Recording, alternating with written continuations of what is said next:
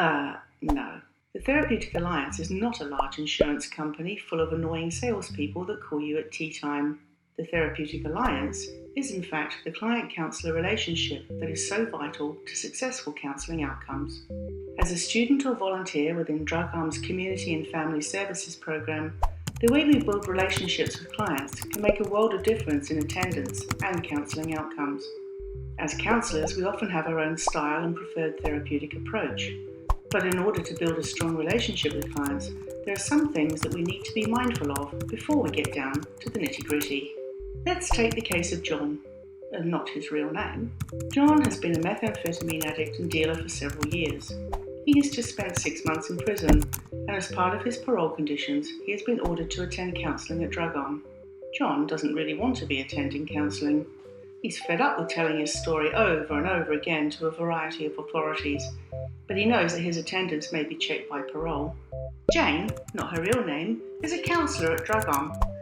Jane has spent a lot of time studying, and she knows a lot of stuff. She knows about counselling approaches. She may even have a preference: CBT, ACT, SFT, DBT, IPT, CFT, EFT, NI, REBT, KFC.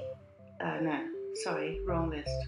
Existential therapy, Gestalt therapy, family therapy, systemic therapy, expressive art therapy. Jane may also be a bit anxious.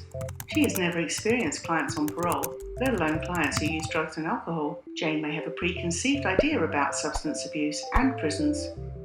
After all, she's watched Orange is the New Black and even Wentworth.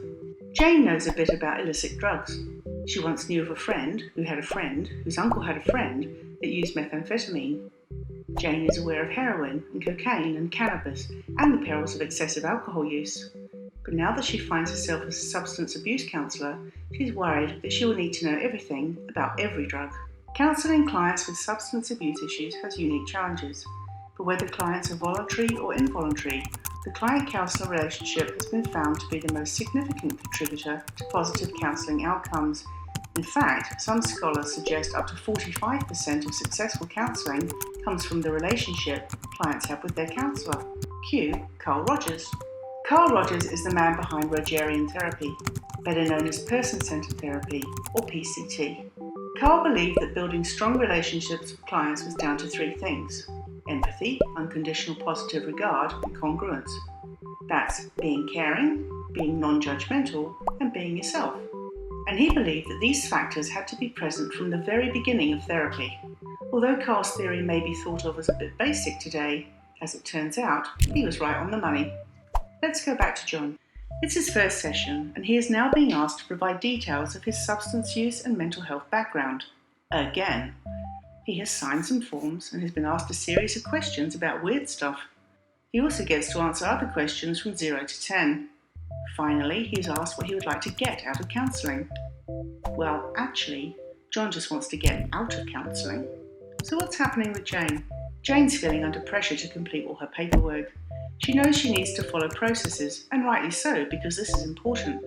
But in being so busy during the session, she might not have tried to get to know John, ask how he feels, build some rapport and trust, or simply listen to his story.